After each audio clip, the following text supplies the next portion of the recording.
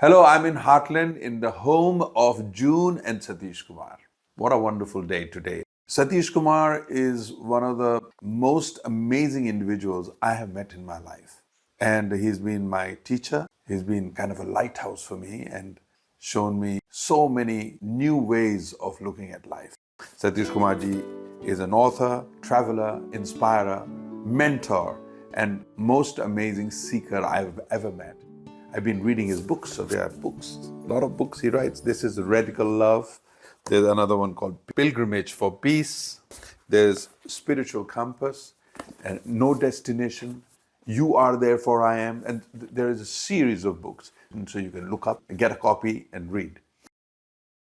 Resurgence is one of the most amazing magazines on the planet. And Satish ji has been an editor of Resurgence for many, many years. And he has contributed a lot in this magazine. And now the magazine has become so strong that it can carry on its own. Resurgence is full of life. It takes articles from various people, artwork from various people and put it together. Poetry, literature, art, inspiration, science, deep ecology, deep art. So taking you to the next level.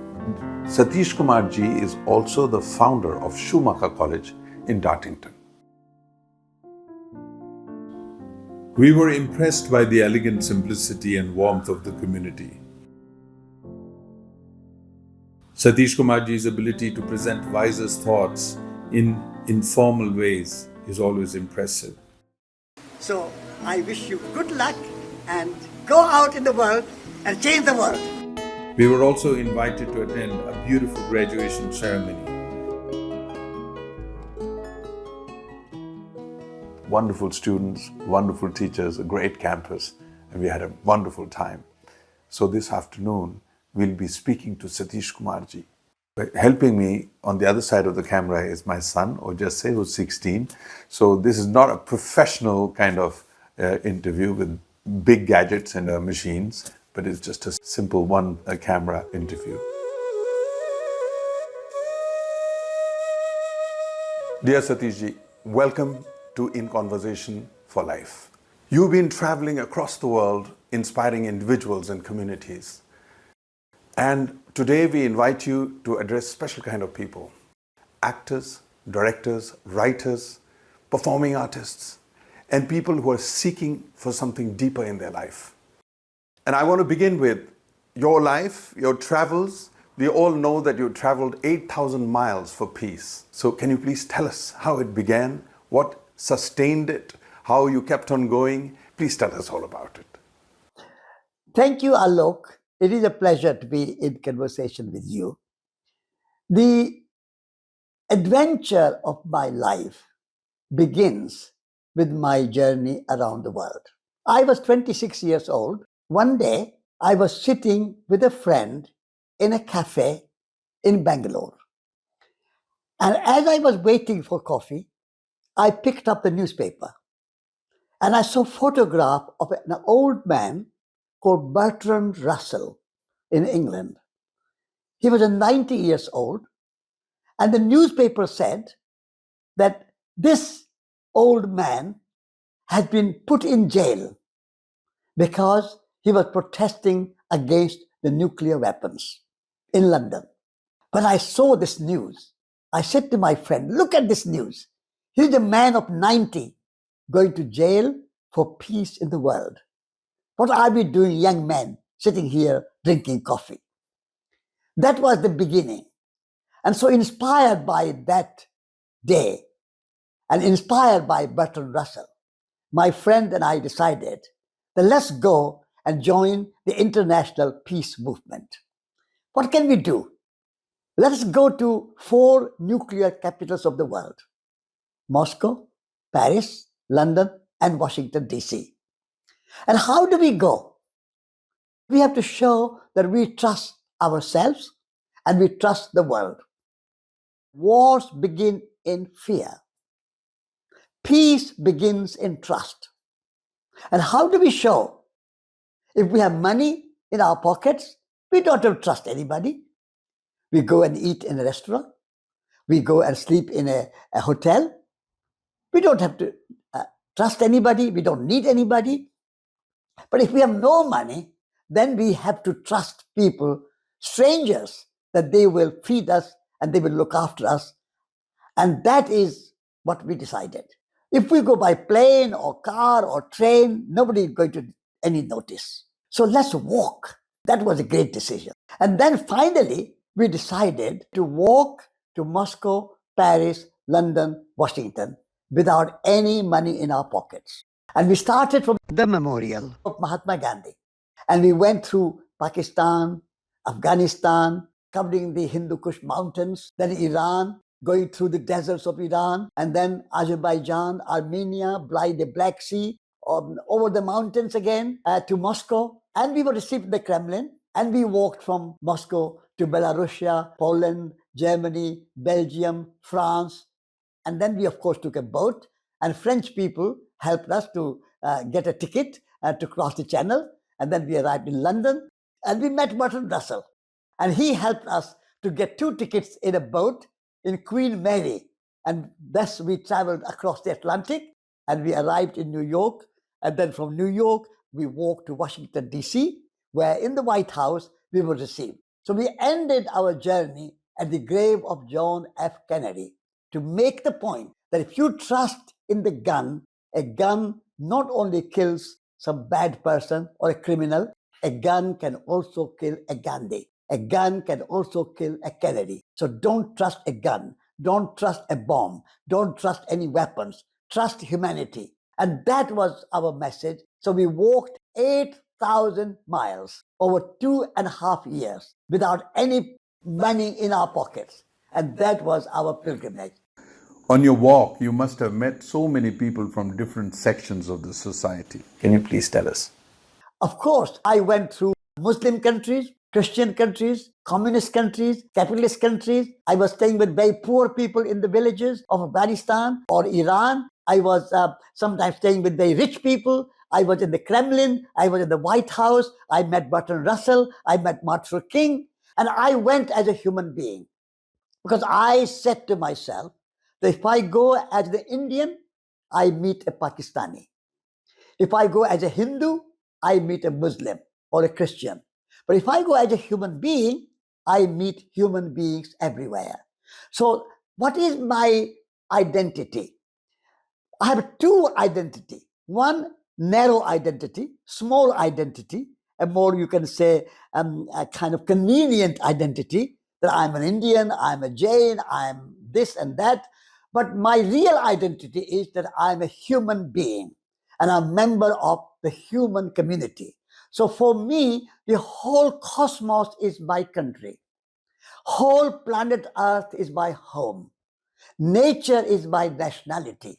And love is my religion. And that is my greater identity.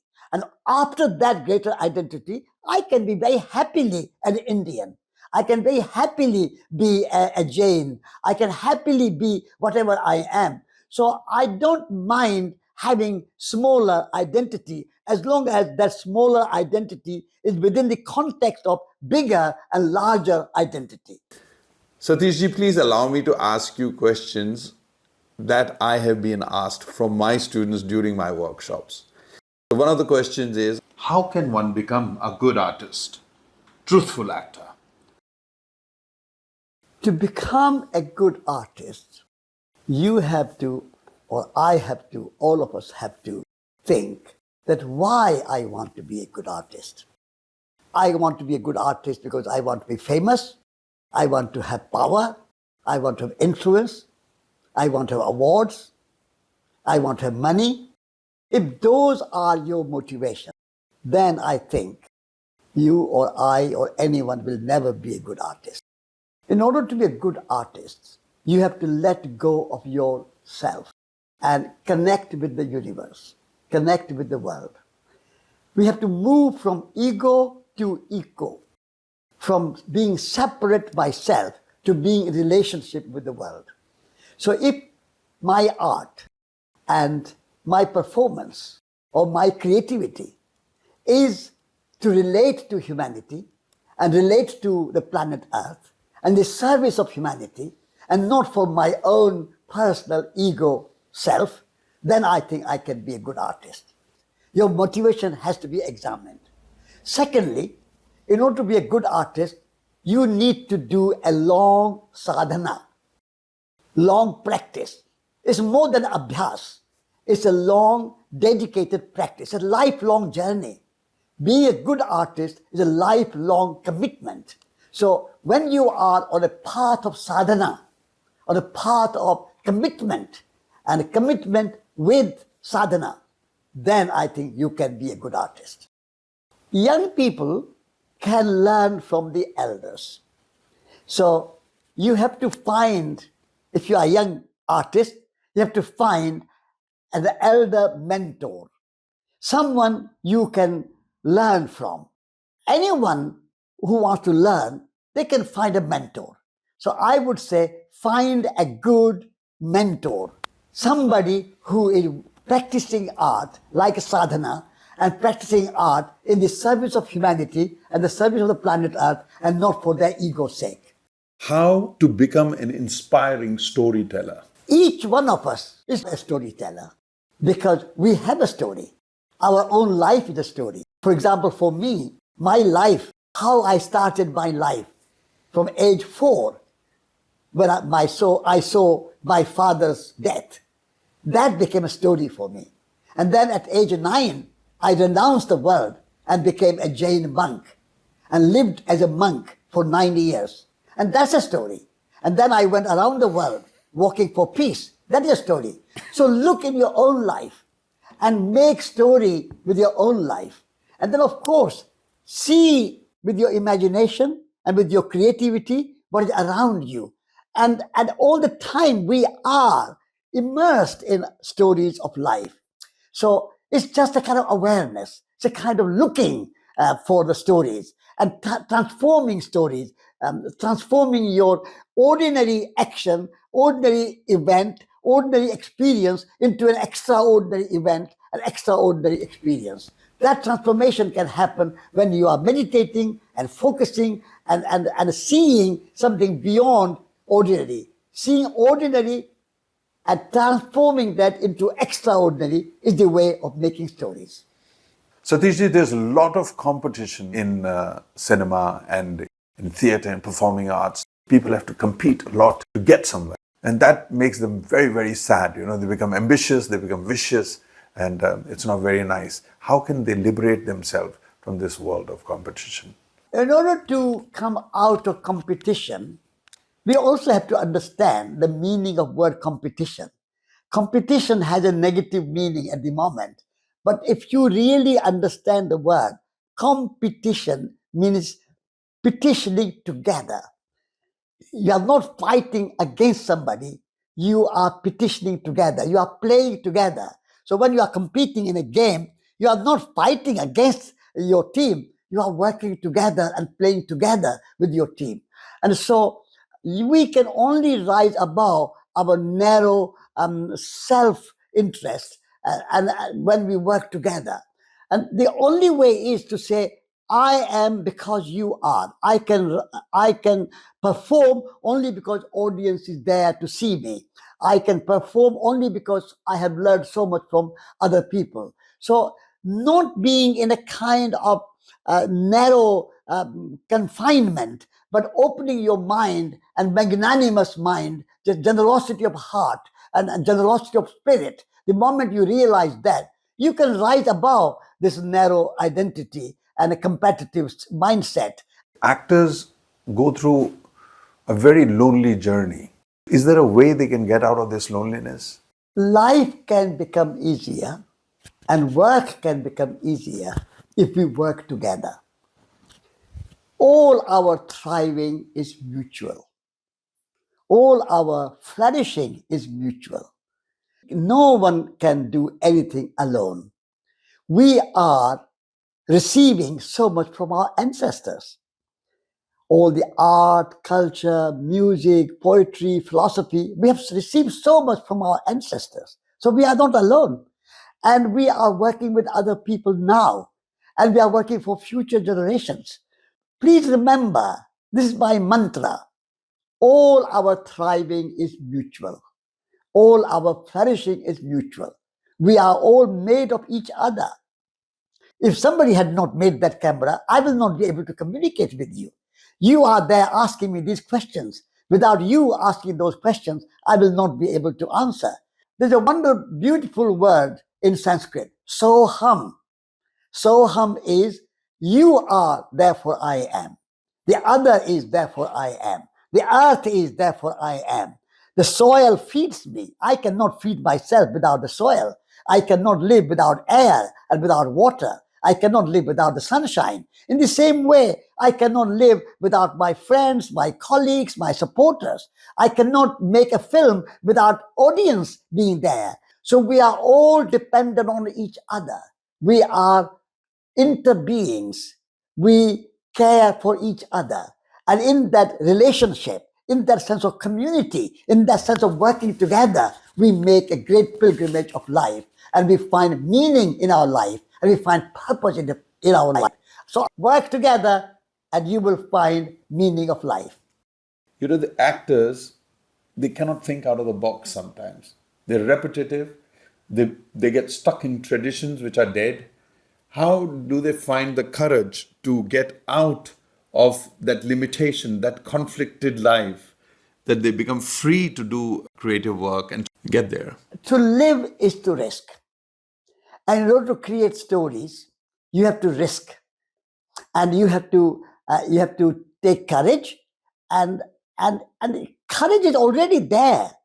Each and every one of us are given courage. You don't have to go to a shop to buy courage. It's already in you. The word courage comes from French word cour. Cour means heart. Don't we have a heart? Don't you have a heart? All of us have a heart. So cultivate your heart qualities. At the moment in our education, we cultivate our head qualities. We have too much thinking, analyzing, criticizing, commenting with our intellectual abilities.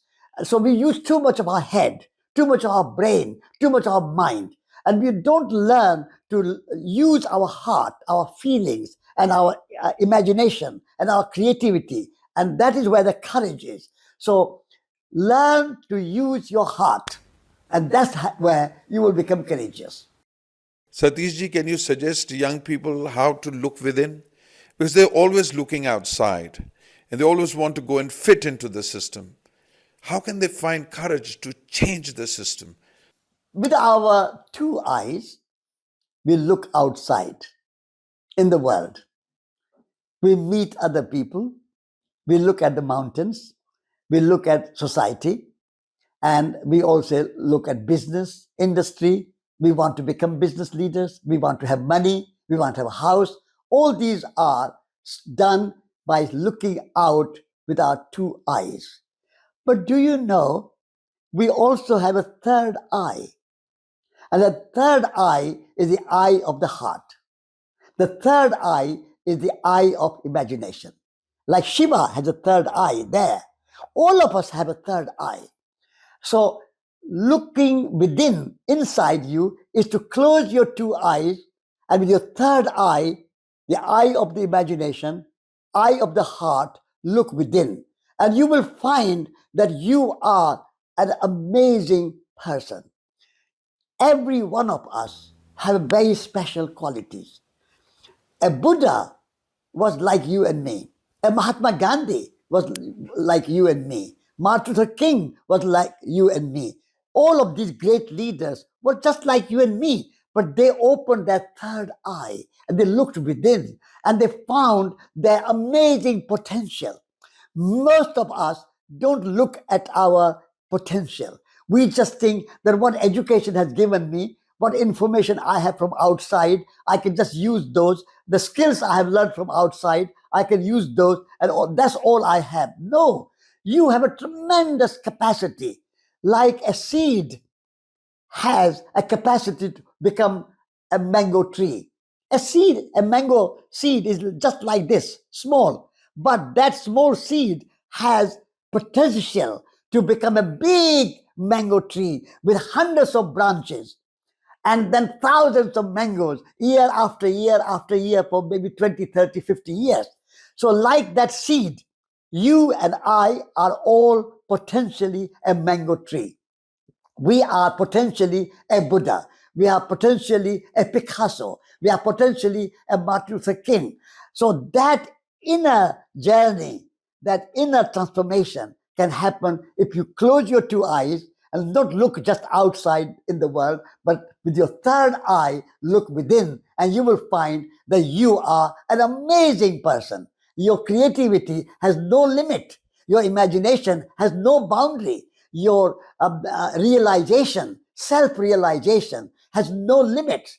And so I want to be self-realized, and I want you, every one of you who is listening to me, it is to be self-realized, and you have tremendous capacity and potential to be a self-realized person. Every one of us can be a Tolstoy. Every one of us can be a Sachin Ray, because we rise above a kind of superficial, meaningless entertainment. And that can come only if practicing art should not be a profession. It should be a vocation. When you move from profession to vocation, then you are performing your art from your heart from your heart. And then you can use your art, your poetry, your music, your theater, your film for the greater good of humanity and greater good of planet Earth and greater good of future generations. We have received so much from our ancestors, so we give something for our society in the present generation and future generation. And how to free the individual from narrow-mindedness of nationality and religious control, and how can we free, because the artists have to be free, so what can we do to do that? To free yourself from the narrow identity and understand and realize your greater identity, you have to say and you have to think. All these labels are just a kind of sake of convenience. In the end, I'm a member of whole of humanity. I'm a member of the whole planet Earth. So this is why I repeat my 4 lines that I said before. Whole cosmos is my country.